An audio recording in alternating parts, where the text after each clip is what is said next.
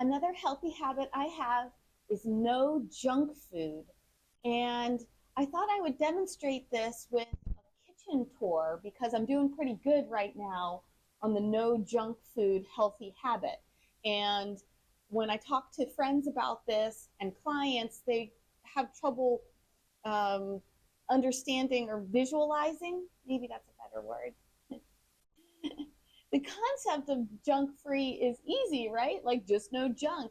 But really, that's actually with all of the marketing and sort of the big food conversation that goes on, um, it can be difficult to define junk. So I'm defining junk as anything that's not a whole food. So that really means most anything that's been processed. Um, so unprocessed food, I consider to not be junk. And so whole foods, and then also plant-based foods as well.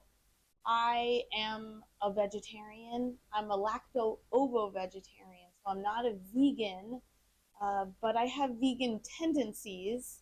And that means I keep dairy limited. So a lacto-ovo vegetarian means I may eat dairy, honey, and eggs, and I do, but not a lot.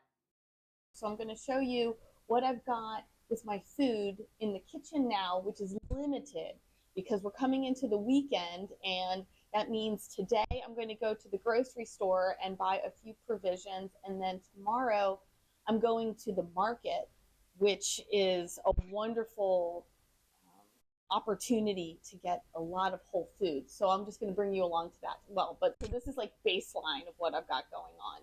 So I have some eggs still from market. So these I are raw, just eggs on the counter. I'm going to eat this squash today. There's like a onion and garlic, and this is a grapefruit. I did not buy this at the traditional market. I bought this at the grocery store, and I'm okay too. And a pepper that my friend gave me. My friend gave me these peppers. So then I also have this celery, which is I have out as like snack option. Plus it's cool, and this is the best way to store it in water. You can put it if you have space in your refrigerator. You can actually put it in the fridge. That's probably the best move on that. And then also on the counter, I have some raw nuts that are soaking. It's like if you've never soaked raw nuts, I highly recommend it because look how who knew, right? Like this is totally gross. So I soak them overnight and then do one of these, just rinse it out.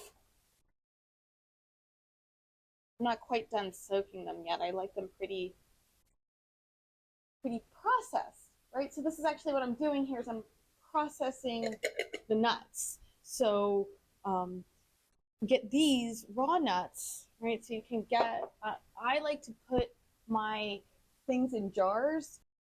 I just like to avoid the marketing of like, oh, yummy, like eat this next kind of thing, because I think that that is also junk. I feel like that kind of food messaging can mess with me. So I have a lot of just raw foods, right? This is like my raw nuts that I get in a bag, but it doesn't have any oils and it doesn't have any salt. And if I want that, I can put that on there.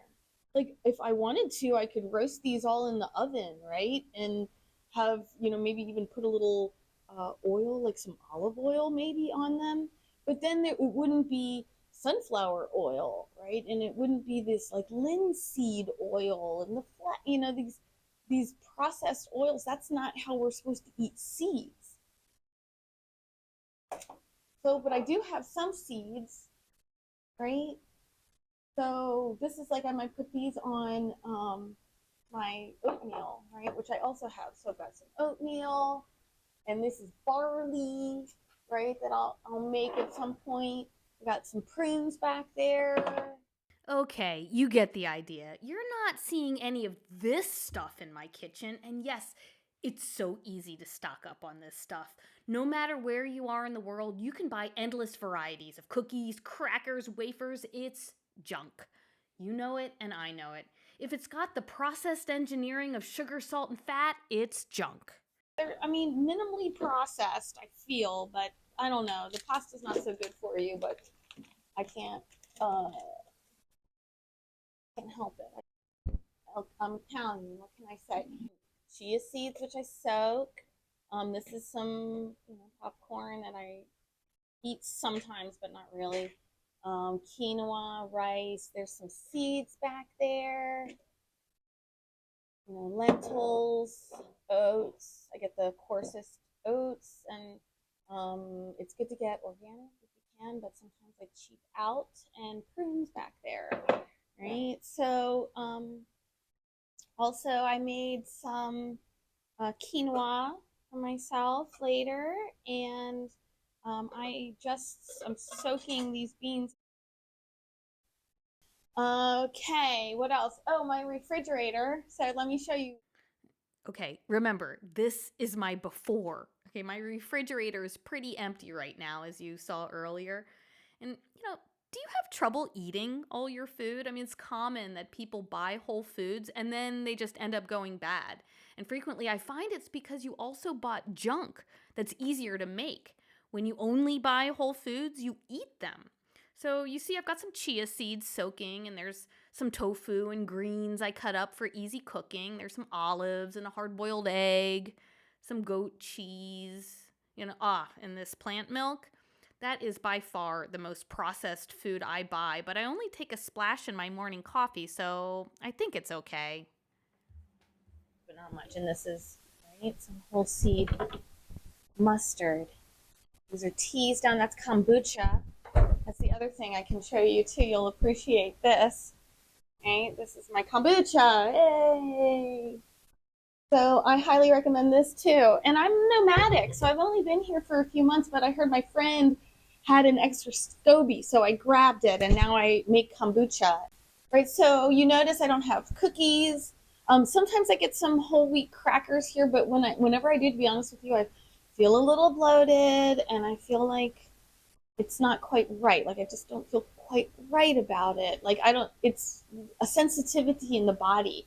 I am pretty much off of sugar, all sugar. I don't, like every once in a while I'll have like a piece of cake at a party or something like this. But then the next day I can feel it in my body. So I've gotten pretty sensitive to the no junk because this is part of my healthy habits. But okay, so you see it's pretty barren. You're like, where's the food treats? So this is where the haul comes in this weekend. So I'm going to take you along. And the last thing that I wanted to show you from my kitchen is this beautiful tea that I buy from the local market. Look how lovely it is. So I don't have to buy anymore right now. So I'm not going to necessarily see the woman that sells this, but isn't it just absolutely lovely? So healthy. The herbalism is so relaxing. I made this at the last women's circle that I held here too. So that's the kitchen. This is the no junk food kitchen. And well, what do you eat? So here it goes. My first stop to restock the kitchen is Happy Market. The name is a foreshadowing to how food companies get us to eat more junk, but I won't lie. Coffee in the morning does bring me joy, so I'll grab that. But most of this other stuff I skip. I'm all good on dried herbs, and pickles are easy to make. I mean, who needs sweet jam for my bread I get fresh from the local bakery? I mean, blueberries are in season. So maybe I get a block of butter to eat with that bread, and I do eat goat yogurt occasionally with cacao powder as a yummy sugar-free treat. Oh, and I'm almost out of plant-based milk, so I'll get that. And check out how totally boring the packaging is for the whole foods and grains and seeds compared to the colorful, eye-popping designs for the processed granola. This is where it gets hard to know what's junk or not. Like seed bars. I mean, it's just seeds and honey, but I know it's candy. I try not to spend too much time in these confusing areas of the store. And here are these wheat crackers. I mean, who knows what the packaging is trying to tell me, but they are hard to resist.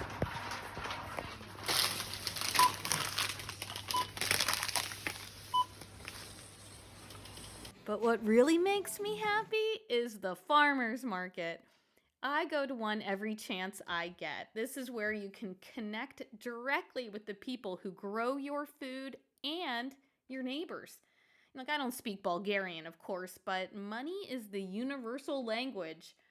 I always bring my own reusable bags and small, hard containers for eggs and berries. That way, I dramatically reduce my disposable waste. Now, it's a misconception that the farmers' markets are more expensive. When you buy produce that is abundant and in season, it is always going to be cheaper, fresher, and tastier than anything in a supermarket.